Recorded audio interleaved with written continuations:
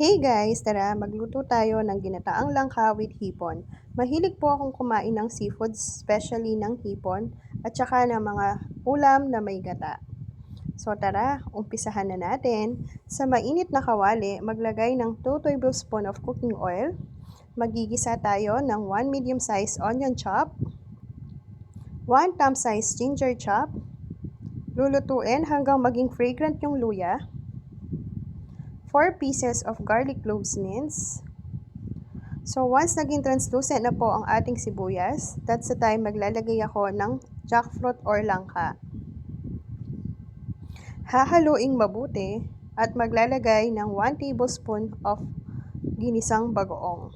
Yung iba nilalagay po nila is fish sauce, pero ako mas prefer ko pong maglagay ng ginisang bagoong sa dish na to. Maglalagay din ako ng half teaspoon of ground black pepper at saka ng half cup of water. Tatakpan para mas madaling lumambot ang aking langka. Once na-absorb na totally ng langka ang aking tubig na nilagay at malambot na ito, maglalagay naman ako ng 1 big pack of coconut milk.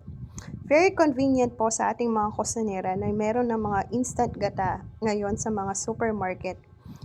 And readily available na even sa ating mga suking tindahan.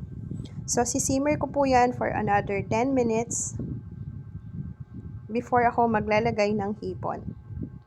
Kung wala po kayong hipon, pwede din po kayong maglagay dyan ng dilis. Maglalagay din ako ng pampalasa ng asin.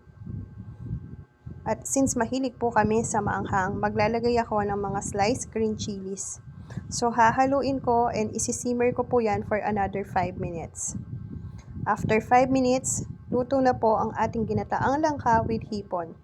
So, hopefully, matry nyo din tong recipe na to at magustuhan. Thanks for watching! Bye!